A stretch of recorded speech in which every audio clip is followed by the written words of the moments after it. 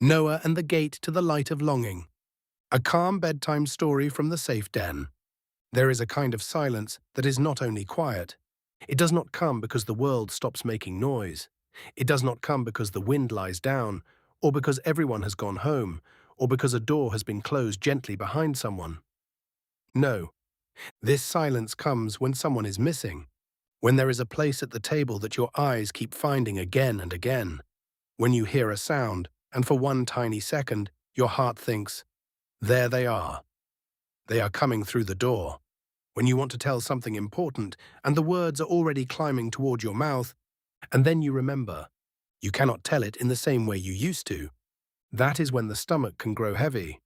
Not heavy like after too much food, more like a small wet stone has been placed inside you, a stone no one else can see.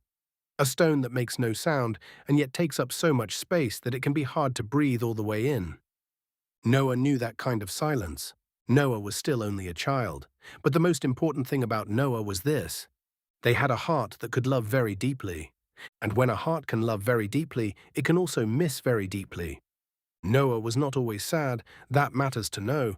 They could still laugh when something was funny. They could still play. They could still eat pancakes, draw strange animals with 6 legs, and make up names for clouds. But somewhere inside Noah, there was a place where longing lived. Some days it sat quietly in the corner. Other days it stood up and filled their whole body. This evening was one of those days. Noah lay in bed with the blanket pulled all the way up to their chin. Around their room stood the things that usually felt safe. A lamp with warm light, a book with worn corners, a little stone on the windowsill, and a teddy bear with one slightly crooked ear from being hugged too many times. But even the safe things could not quite reach them. Noah turned onto their side. "I miss you," Noah whispered. No answer came, and perhaps that is one of the hardest things about missing someone. You can say it exactly right. You can say it with your whole body. And still, the room does not fill with the voice you are longing for. Noah squeezed their eyes shut. "I just want it back," Noah whispered. "Just one more time." Outside the window, the moonlight grew a little softer. And then, right where a tear slipped into the pillow, something happened. Not something huge, not a crash, not a flash like in a magic film, not a voice saying that everything was all right because everything was not all right. Just a small sound. Tick. Noah opened their eyes. Tick, it said again. On the floor beside their bed lay a thin stripe of light. It was narrow as a sewing thread and warm as a hand that did not press, but simply rested gently on top of yours.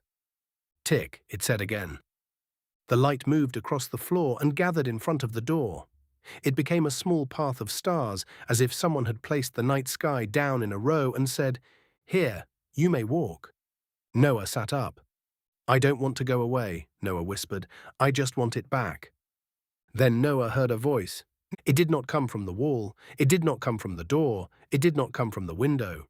It came more from the middle of the room, maybe from the air, maybe from the heart.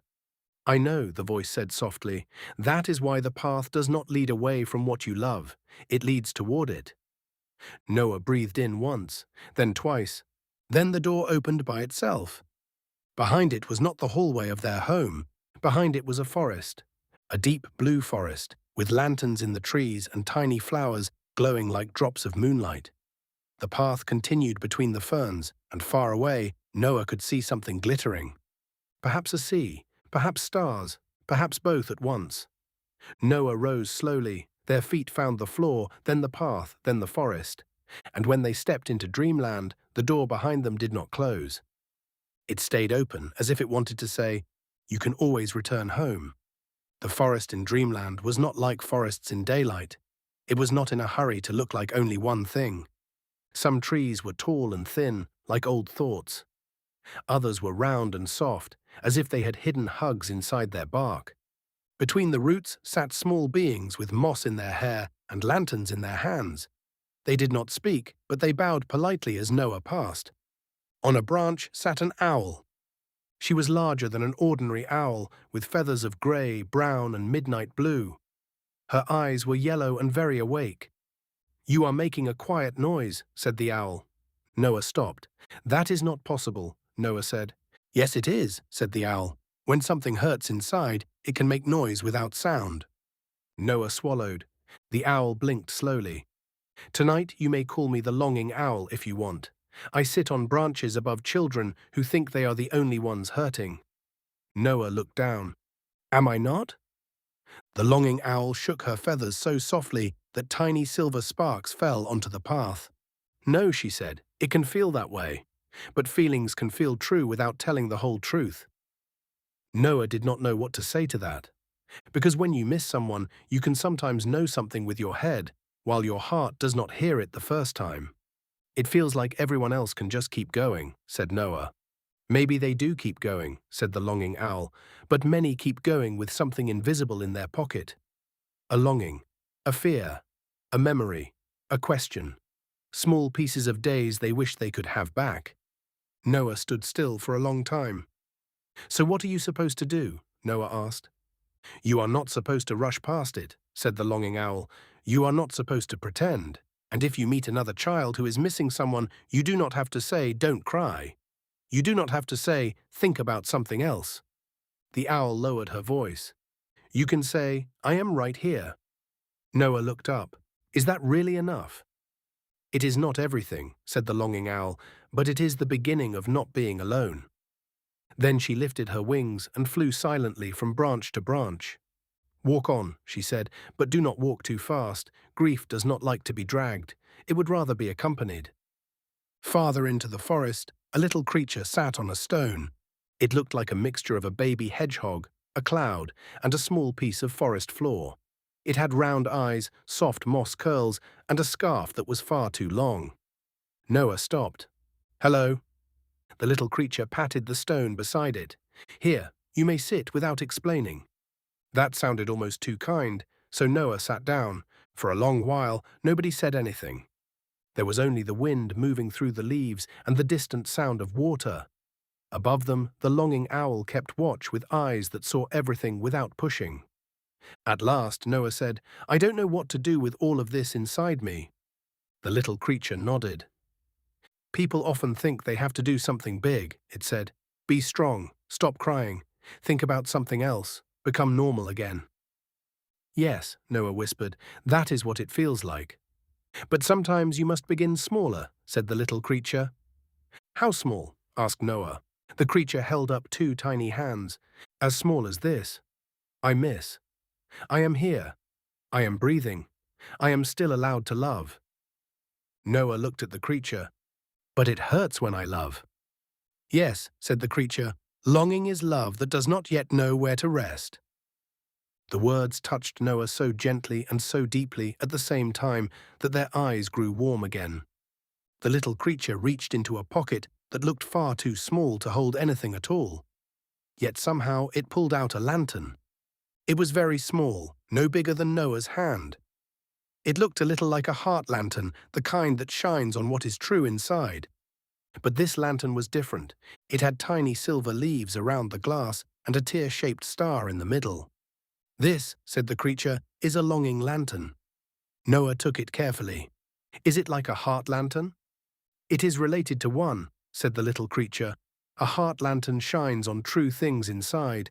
A longing lantern shines on love that misses a place to rest. Noah held the lantern close. Inside it was dark, but not empty. How do you light it? Noah asked. You say something true, said the creature. Not something pretty, not something correct. Just something true. Noah closed their fingers around the lantern. I wish I could have one more hug. The lantern lit at once.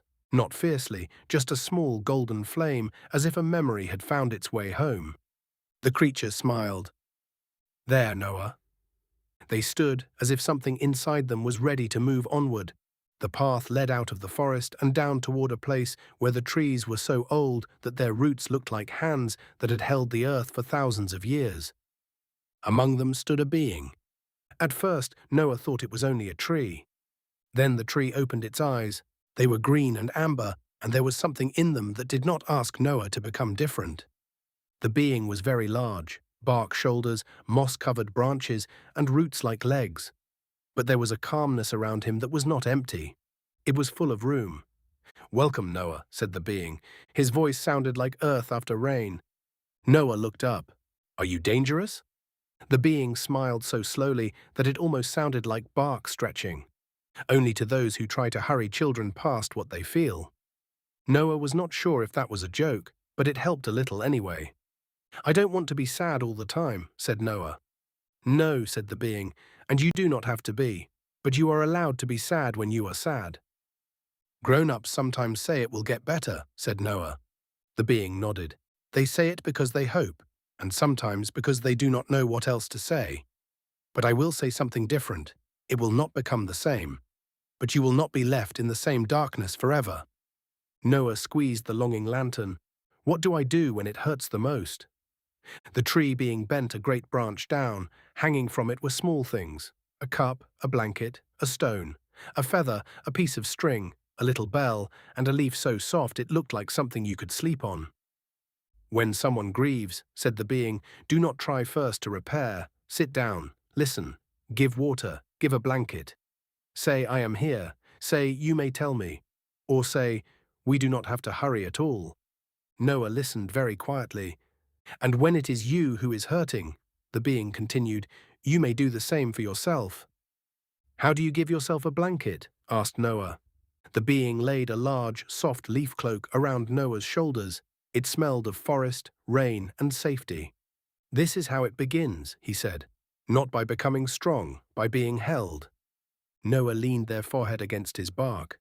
For the first time that night, crying did not feel like something that needed to be hidden. It felt like rain, and the being was a tree. A tree knew how to stand in rain. Behind the tree being, the forest opened slowly. Dreamland stretched before Noah.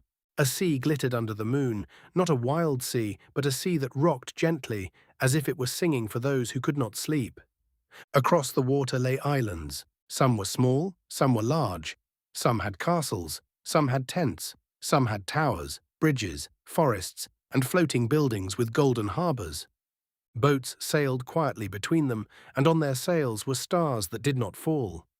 At the shore lay a little boat. It had a sail in blue and violet and a lantern at the bow. On its side, in golden letters, was written one word: presence. A girl sat in the boat with her hands around the rudder.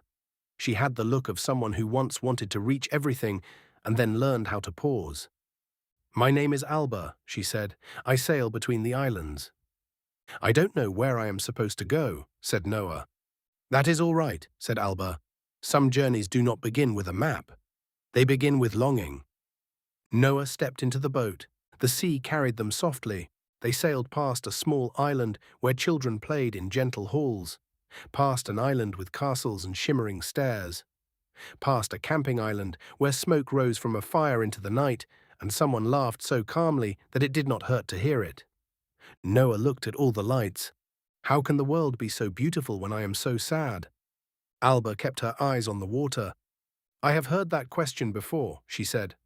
"What is the answer?" asked Noah. Alba thought carefully. "Maybe the world is not beautiful instead of grief," she said. "Maybe it is beautiful beside grief, so there is still something to hold on to when grief grows heavy." Noah felt the longing lantern glow a little brighter. Far away, a boy flew above the islands with a small scarf trailing behind him. He was not drifting away from the world. He hovered over it as if he had learned to know the wind. "That is Elian," said Alba. "He learned that you do not have to fight upward all the time. Sometimes you must let something carry you, even when you fall." Noah watched him.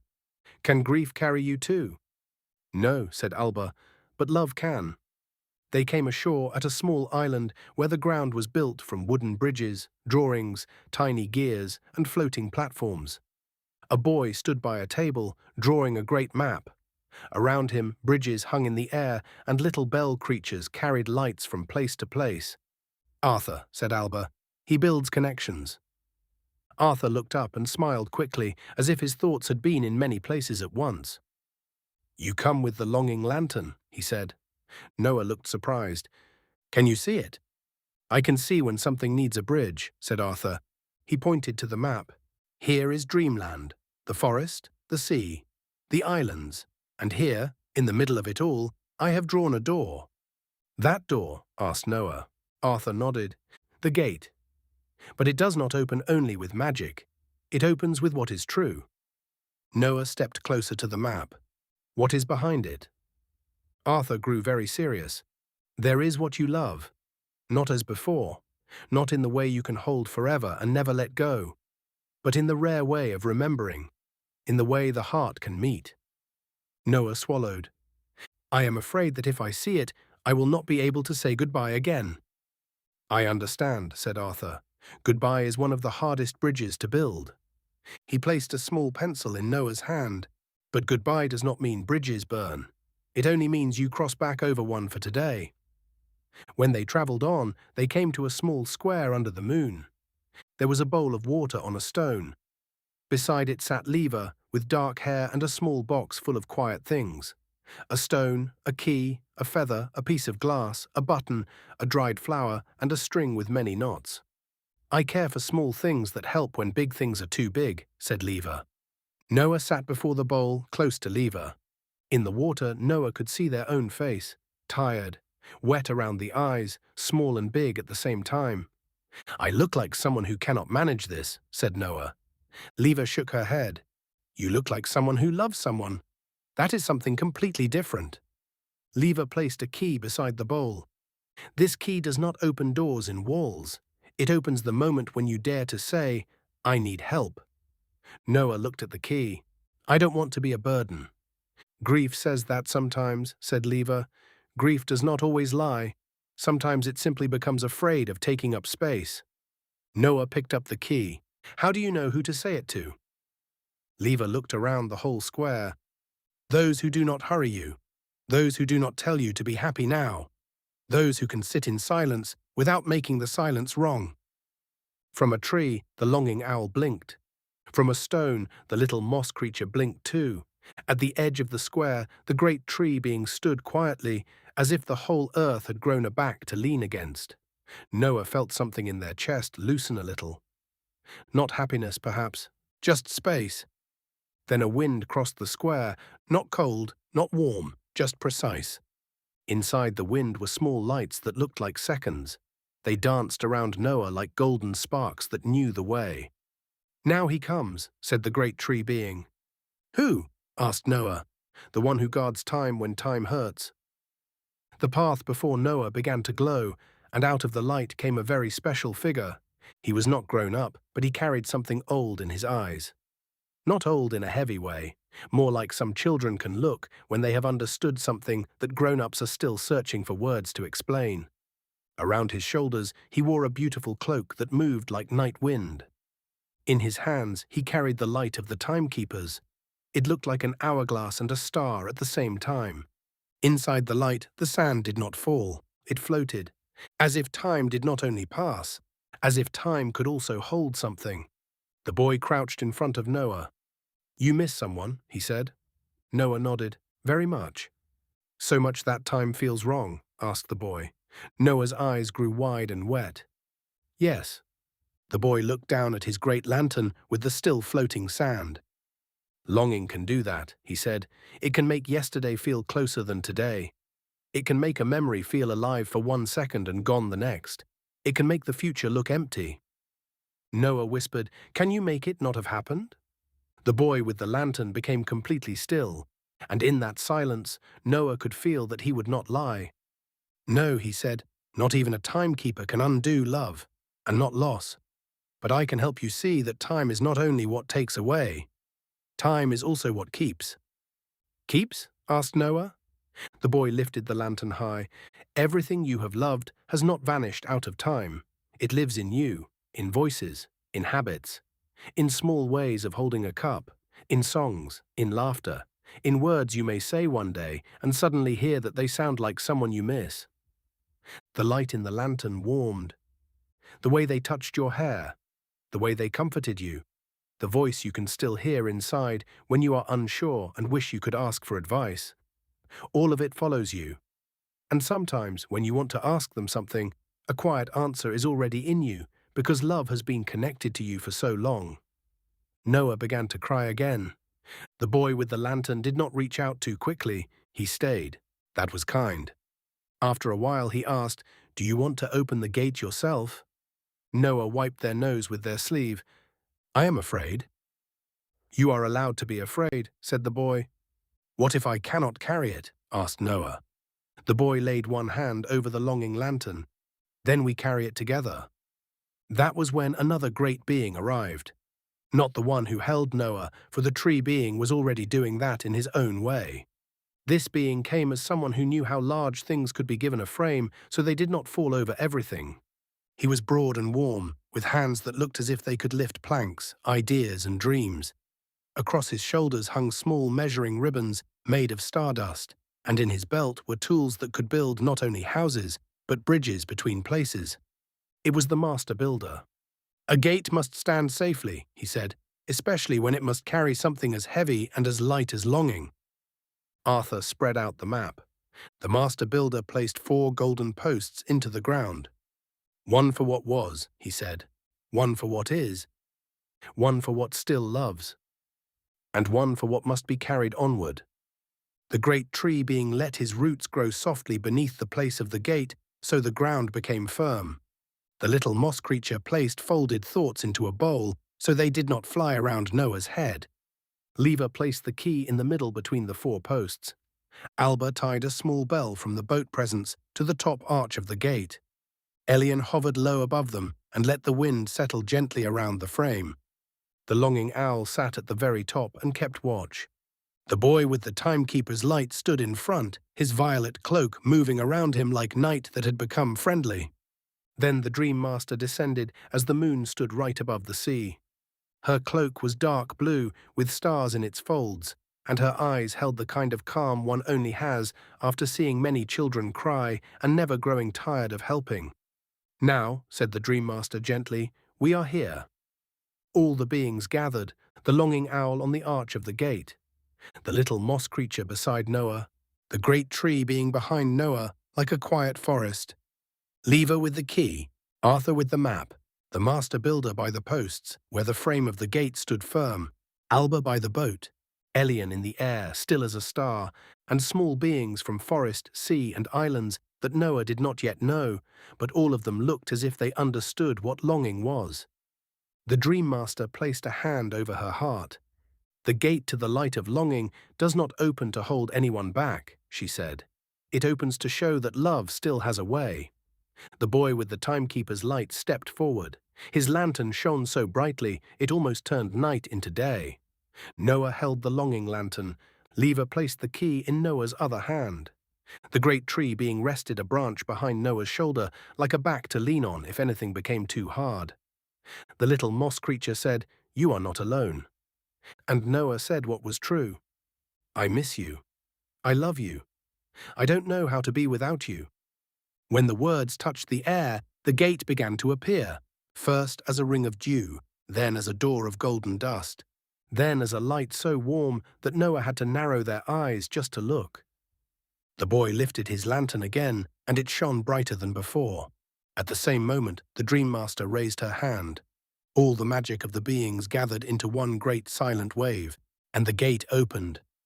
Behind the gate stood longing, but not as darkness, as the beloved one, light around their shoulders, eyes filled with recognition, arms already reaching out.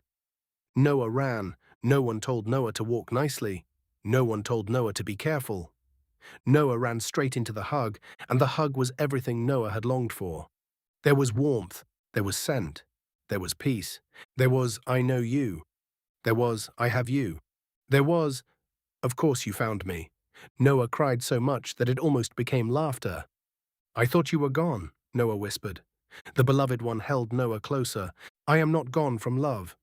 "But I can't see you at home," said Noah. "No," said the beloved one, "not in the old way." "It hurts," said Noah.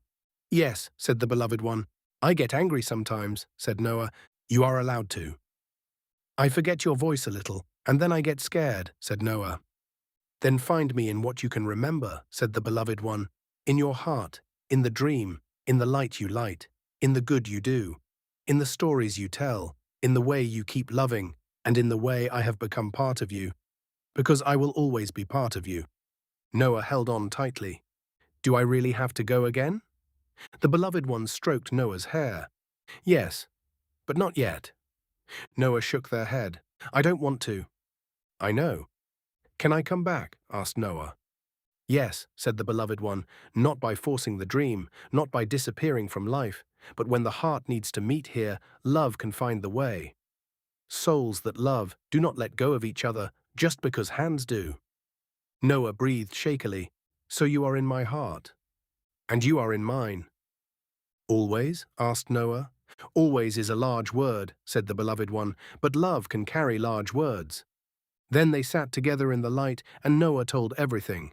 Noah told about the day, about the silence, about food that did not taste right anymore, about laughter that felt wrong, about being afraid to forget, about being afraid to remember, about wanting to be brave and small at the same time.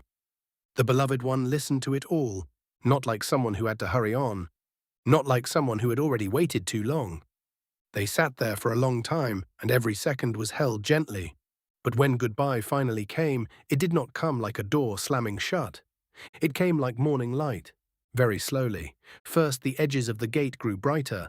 Then Dreamland began to whisper with bird voices, waves and leaves. Noah felt panic rise in their stomach. No!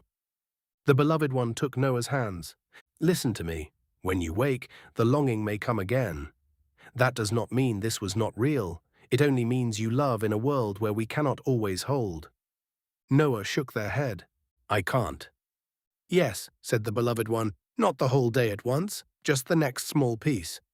The boy with the timekeeper's light stepped closer. Time will feel big, he said, so you may take it in small lights. Morning light, midday light, evening light. One memory, one cup of water, one hug from someone who is there. One story. One breath. The Dream Master placed a small star inside Noah's longing lantern. You can find this flame again when you tell the truth, she said. I miss, I love, I live onward with you inside me. Noah looked up at the beloved one. Will you be proud of me? The beloved one smiled. I already am. Then came the last hug. It was not big enough. It was not long enough. But it was whole. When Noah let go, there was no emptiness left standing there. There was light, and the gate closed slowly. Just before it became stars, Noah heard the voice, We meet in love. Noah woke in bed. The room was the same. The lamp, the book, the stone, the teddy bear with the crooked ear. But something was different. Not because the grief was gone. It still lay inside Noah like a stone. But now, beside the stone, there was also a small flame. Noah sat up and placed a hand on their heart. I miss you, Noah whispered. And a little later, I love you. Outside, morning had begun. Somewhere deep inside, Noah stood a gate of light. Not always open, not something that could be forced, not a way to escape from life, but it existed. And Noah now knew that when longing became too heavy, they did not have to carry it alone. They could say it out loud. They could find someone who could sit still with them. They could light a candle. They could tell stories. They could cry and laugh on the same day. And if one day they met another child who had lost someone, they did not need to be wise in the perfect way. They could simply stay. They could simply say, I am right here. They could let the child tell the same story again. They could not take the longing away. But they could make the room around it softer. And when night came, Noah could close their eyes and whisper to Dreamland, I am here. I miss. Help me find the way. Because some doors do not open because we have forgotten grief. They open because love still knows how to find us. And in the safe den, between forest and sea, between time and dream, between goodbye and see you again, the boy with the timekeeper's light sat with a small flame ready. Not only for Noah, for every child who lies alone one night and thinks that no one understands how much longing can hurt. For everyone who loves someone they cannot reach in the old way. And for everyone who needs to hear, you are not alone. You are allowed to miss. You are allowed to cry. You are allowed to live. And love. Love keeps knowing the way. Good night. Sleep very well.